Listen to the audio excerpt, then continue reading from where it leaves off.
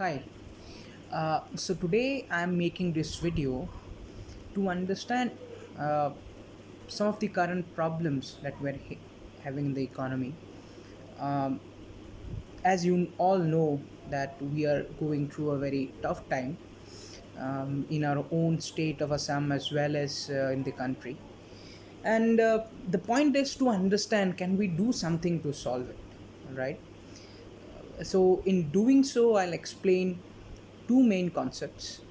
One is the concept of money, and we'll try to explore, can we print more money to get out of this current situation, and what could be some of the resultant outcomes of it. Are we at the risk of having inflation because of this?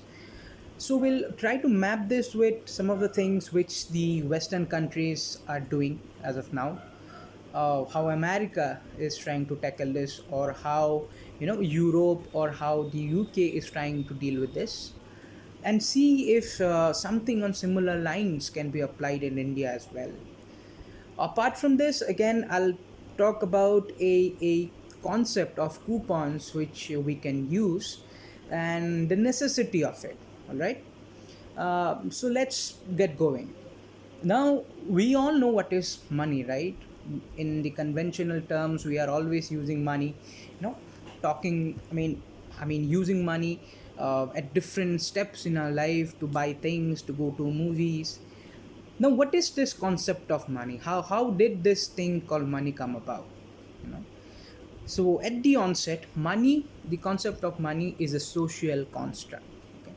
So money is not like which is true, or has fallen off the heaven, or it's something very scientific. Okay, money can be anything. Money can be a pen. Money can be the fiat currency that we're using. Money can be gold. Essentially, whatever object or commodity we use as the medium of exchange can be termed as money. All right. Now, how did this concept evolve? So let's take a very simplified example in this case. Two people, two agent economy. Okay, there were two people in this economy. One was producing wheat, and the other was rearing poultry. Right, and and these were the wealth in the truest sense which people created. The wheat that this person created is wealth for him, and this chicken or poultry farming, which the other guy was doing, was again wealth for him. Now, in that simple economy, what happened, this guy would take his wheat to this guy and say that, let's say, hey, take 1 kilos of wheat from me and give me two chicken. And that's how the system of barter, or how people used to transact. Then slowly the economy got complex. There were four, five, several agents in the economy, all producing different kinds of wealth, starting from poultry to wheat to rice to vegetables. And human needs also became complex. Now I needed, let's say, not just poultry for me, but I needed some vegetables, I need some pulses, and so on and so forth. But now, what do I have in exchange? I just have wheat. But the other person, from whom I, let's say, would want to buy vegetables, he also would be required to want wheat for us, the transaction to happen. So that's a double coincidence of one. Now that created several problems. Okay, now one people had to carry that wealth which they created with themselves. Then they had to find people with whom the double coincidence of want worked, and after that the transaction would happen. So then what they did, they converted their wealth into something which was more mobile, which was accepted by everybody, which could be stored. These several kind of values were attached to it. And that something later got termed as money. Okay. So when I convert my wealth, let's say wheat and chicken in this case, into something which is money, and then take it around in the whole economy to transact, at that very moment the concept of money came into being. So now, having said that, now it becomes fairly simple that all sovereign countries, who have an independent central bank, can print money.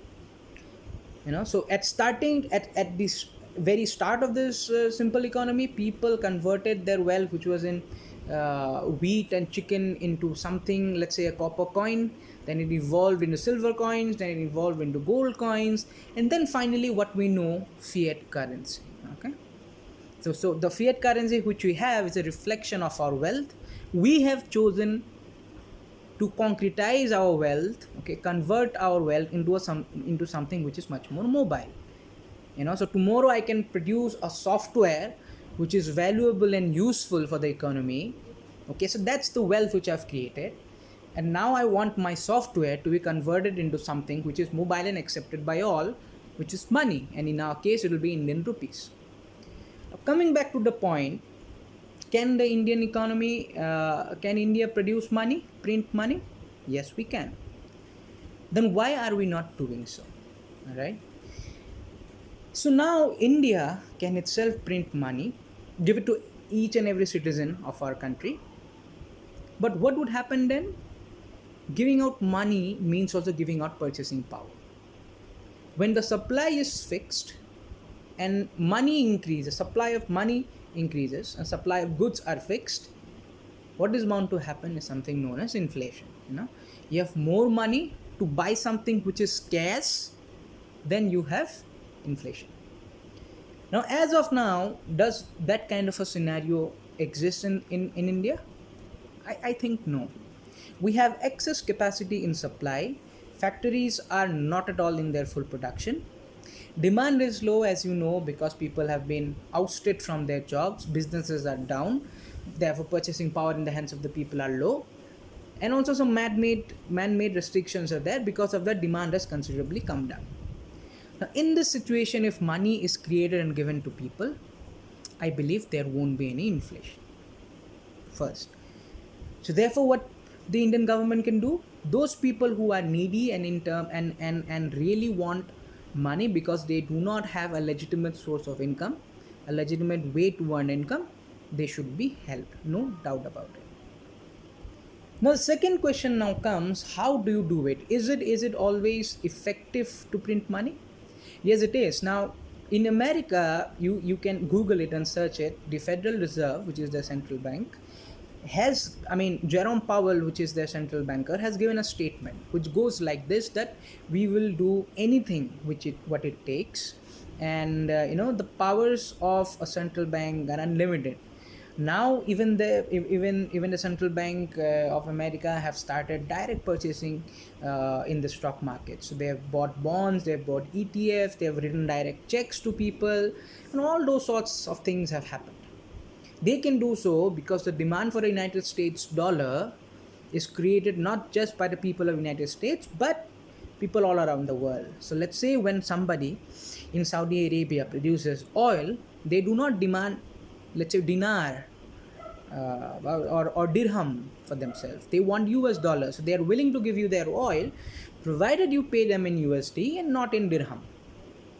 Or I don't specifically know what the currency is, or it might be dinar. The point is that they don't want money in their own currency, but they take it in US dollars. And many international trades around the world happen in the United States dollar. So therefore their demand is constant, and essentially even all the people of United States, if they don't work, they can still print the US dollars and buy stuff from other countries because they hold that social construct and that social consensus that US dollar is something valuable. So leaving that aside, coming to here, in India, what could be a more strategic or a more efficient way to distribute this money so that the wheel of the economic machine keeps on running again? So here what I propose is the coupons. So what are these coupons? Now this is also not a new concept, it's already prevalent in the West. So what we do, what I propose is that you set a particular agenda that we would print, I don't know, we would print 10% or 20% of our GDP to write checks to the most needy and the poorest people in our country. You allocate that amount, keep it aside, and then mapping that amount, you create coupons. And what are these coupons? These are simple coupons having alphanumeric codes in them. People can take those coupons and get redeemed in a shop nearby you. So essentially, what the needy people would have these coupons with them, they will go to their nearest grocery store and exchange or redeem these coupons for the grocery which they need. It could be soap, it could be oil, it can be rice, it could be anything. They go, give coupons, take the product. Okay. Simple. And what do the retail shops do? They collect all these coupons and on a monthly basis submit these coupons to the government, and the government directly credits in the retailer's bank account money. That is a way how people would be forced to make the exact use of that money which the government intends them to do. So it might also be so, if you directly credit money in their bank accounts, they could hold it, save it again, think that I'll save that money for a rainy day in the future. And the current intention of the government that they go out, spend this money, that would not materialize. So therefore what you do, you give them these coupons, they go to the people, they go to the shops and redeem it. And these coupons can be tracked through an app. It's now very easy. People are developing coronavirus app and all those kind of apps, Setu app. So this kind of app can also be developed through this use of coupons. The crux of the matter is that the economy is bleeding badly, and the people who were just living from hand to mouth earlier are even not being able to do so, and it can have many unwarranted and unwanted consequences which later on we might regret. Okay, when a person, if the water goes above the nose, then the person is bound to do anything and everything for its survival. The same concept applies across for everybody in this world. If we don't want crime to increase, if we don't want more deaths to increase, if we don't want more suicides to increase, this is the time to act, guys. This is the time that we take concrete steps and not worry about international organizations or what the international community thinks about the fiscal deficit. India is a large enough country. Everybody wants an access to our market. And later on, we can take place, we can, bring in more production in our country. Our people are there. We have natural resources by using which we can. So we can very well be able to repay back that debt or the money which you have been created through progressive taxation in the future.